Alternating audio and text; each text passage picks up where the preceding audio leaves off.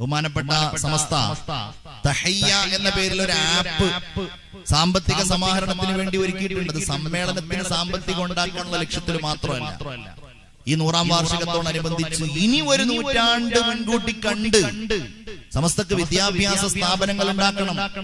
തമിഴ്നാട് ഉൾപ്പെടെയുള്ള ഇടങ്ങളിൽ വിദ്യാഭ്യാസ പ്രവർത്തനങ്ങൾക്ക് സമസ്തക്ക് നേതൃത്വം നൽകണം.